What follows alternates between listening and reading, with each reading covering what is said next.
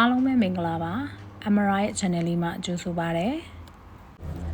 ဒီဗီဒီယိုလေးကတော့ IELTS Test 2ရဲ့ structure တိစပုံလေးပဲဖြစ်ပါတယ်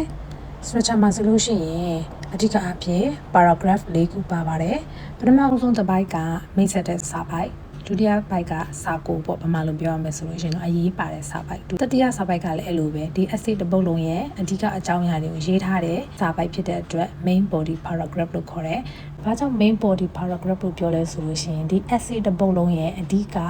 အရေးပါတဲ့စာပိုက်ကဒီစာပိုက်တွေဖြစ်လို့နောက်ဆုံးအဆုံးပိတ်ကတော့စာပိုက်တွေအကုန်လုံးရဲ့အနှစ်ချုပ်ကိုပြန်ပြီးတော့ရေးပေးတဲ့ conclusion ပေါ့ introduction ကိုအသေးစိတ်လေးပြန်ပြီးကြည့်အောင် introduction မှာသူပေးထားတဲ့မေခွန်းကိုပြန်ပြီးတော့ paraphrase လုပ်ပြီးတဲ့စာကြောင်းပထမဆုံးစာကြောင်းအနေနဲ့ပါမယ်ဒုတိယစာကြောင်းနေရာမှာကတော့ကိုကဒီ essay မှာ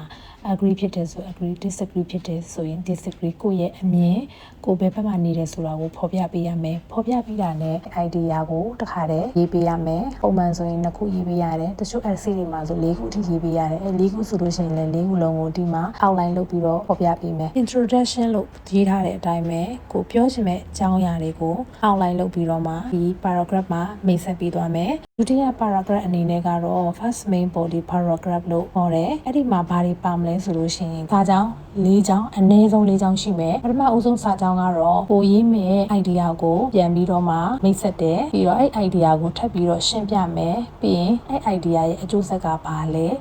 ဘယ်အကြောင်းအရာတွေကြောင့်ဒီ idea ဖြစ်ပေါ်လာတယ်လဲဆိုတာကိုရေးမယ်နောက်ဆုံးနံပါတ်၄စာကြောင်းအနေနဲ့ကတော့ဒီအပေါ်က၃ချက်လုံးကိုထိမိတဲ့ example နဲ့နောက်ဆုံးမှာပိတ်မယ်ကိုစာကြောင်းကပြည့်မြတ်အနေနဲ့အရင်လည်းမရှိဘူးအရင်လည်းမတူဘူးဆိုလို့ရှိရင်၄ချောင်းစာတစ်ပိုက်ကို၄ချောင်းရေးလို့ရှိရင်စာလုံးရေး250လုံးဝပြည့်ပါတယ်ဒါပေမဲ့ကိုရေးတဲ့စာကြောင်းကအရင်တူနေတယ်ဆိုလို့ရှိရင်တော့နောက်ထပ်စာကြောင်းတစ်ကြောင်းလောက်ဂျားထဲမှာထည့်ပေးလိုက်လို့ရှိရင်စာလုံးရေးမပြည့်စရာအကြောင်းမရှိပါဘူးစာပိုက်ရေးတဲ့နေရာမှာလည်းစကားဆက်လေးတွေတုံးပြီးတော့ရေးသွားပြီးမယ်တတိယစာပိုက်ကိုကြည့်မယ်ဆိုလို့ရှိရင်ဒုတိယစာပိုက်နဲ့ပုံစံတူတူပဲကိုရေးမဲ့ idea ကိုမိတ်ဆက်တဲ့အနေနဲ့ပထမဆုံးစာကြောင်းမှာရေးမယ်ကိုက idea နှစ်ခုစဉ်းစားခဲ့တယ်ဆိုလို့ရှိရင်ဒုတိယ idea ဒီတတိယစာပိုက်မှာပထမဆုံးစာကြောင်းမှာရေးရမယ်ရေးပြီးတာနဲ့အဲ့ idea ကိုရှင်းပြပြီးတာနဲ့နော်ဒီ idea ကြောင့်ဘာတွေဖြစ်လာတယ်ဒါမှမဟုတ်ရင်ဒီ idea ကဘယ်အကြောင်းအရာတွေကြောင့်ဖြစ်လာတယ်ဆိုတာမျိုးတတိယစာကြောင်းအနေနဲ့ရေးမယ်ရေးပြီးရင်အဲ့အပေါ်က၃ချက်လုံးကိုပြန်ပြီးကာဘာဖြစ်တဲ့ဥပမာနဲ့နောက်ဆုံးမှာအဆုံးပိတ်မယ်အဲ့လိုရေးတဲ့နေရာမှာစကားဆက်အနေနဲ့စာလုံးလေးတွေကိုသုံးပေးဖို့လိုအပ်တယ်ဥပမာအဖြစ် finally moreover furthermore ဥပမာရေးမယ်ဆိုလို့ရှိရင်အပေါ်မှာက for example လို့ရေးခဲ့လို့ရှိရင်ဒီအောက်ဒုတိယပိုက်မှာ for instance မတူတဲ့စာလုံးလေးတွေကိုပြောင်းပြီးရေးပေးမယ်တချို့မေးခွန်းလေးတွေကစုစုပေါင်းစာပိုက်5ပိုက်ထိရေးပေးဖို့လိုတယ် main body paragraph က3ပိုက်ရေးပေးရတယ်အဲ့လိုမျိုး3ပိုက်ရေးပေးရတဲ့ဟာတွေကဘာလဲဆိုလို့ရှိရင်သူ့ရဲ့မေးခွန်းကအကြောင်းအရာ reason ကိုလည်းမိထားမယ်ဒီ what are the reason for this statement reason ကိုလည်းရေးပေးရတယ် reason မှာလည်း s ပါတယ်plural ဖြစ်တဲ့အတွက် reason ကိုလည်းအနည်းဆုံး2ခုရေးပေးရမယ်အဲ့ဒီ reason 2ခုကိုစာပိုက်တစ်ပိုက်အနေနဲ့ရေးမယ် idea 2ခုတခါတည်းရေးပေးရမယ်ဆိုလို့ရှိရင်ပထမအဆုံး idea ကိုပထမအဆုံးစာကြောင်းမှာရေးမယ်ရေးပြီးရင် explain ရှင်းပြပေးမယ်ရှင်းပြပြီးတာနဲ့နောက်ထပ်ဒုတိယ idea ကိုပြန်ထပ်ရေးမယ်ရေးပြီးတော့မှထပ်ပြီးရှင်းပြမယ်ရှင်းပြပြီးတော့မှဒုတိယ idea ရဲ့ဥပမာကိုပဲရေးပြီးတော့အဲ့စာပိုက်ကိုအဆုံးသတ်မယ်ဒီဟာက idea နှစ်ခုကိုတပြိုင်တည်းစာပိုက်တစ်ပိုက်ထဲမှာရေးရတဲ့အခါမှာအဲ့ညီကိုသုံးတယ်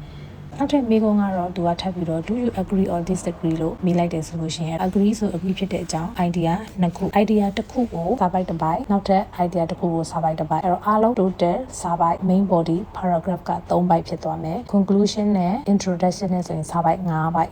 အများဆုံးစာပိုက်5ပိုက်ထိပဲရေးပေးစရာလိုပါတယ်အဲ့တော့နောက်ဆုံးစာပိုက်အနေနဲ့က conclusion ကိုရေးပေးမယ် conclusion ရေးတဲ့နေရာမှာကိုရေးထားတဲ့အကြောင်းအရာတွေကိုပြန်ပြီးတော့ summarize လုပ်ပေးရတယ်ရေးပေးရတယ်အဲ့တော့သူ့ရဲ့သဘောတရားက introduction နဲ့ခက်ဆင်စင်ပဲအဲ့တော့ဒီမှာ tips အနေနဲ့က conclusion ကိုရေးဖို့ခက်နေတယ်ဆိုလို့ရှိရင်ဒီ introduction ကိုပဲ paraphrase လုပ်ပြီးတော့ပြန်ရေးမယ်ပိုပြီးကောင်းချင်တယ်ဆိုလို့ရှိရင် introduction ကို paraphrase လုပ်ရုံတင်မဟုတ်ဘဲနဲ့ main idea တွေ outline လုပ်တဲ့နေရာမှာကိုရေးထားခဲ့တဲ့အပေါ်က main body paragraph တွေထဲမှာပါတဲ့အကြောင်းအရာတွေကိုယူပြီးတော့ summarize လုပ်ပေးမယ်ဆိုလို့ရှိရင် perfect ဖြစ်တဲ့ conclusion ကိုရပါပြီပြီးတော့ဒီမှာကြားရမှာကခဏ paraphrase လုပ်ရတယ် introduction မှာလည်း paraphrase ပဲဒုတိယ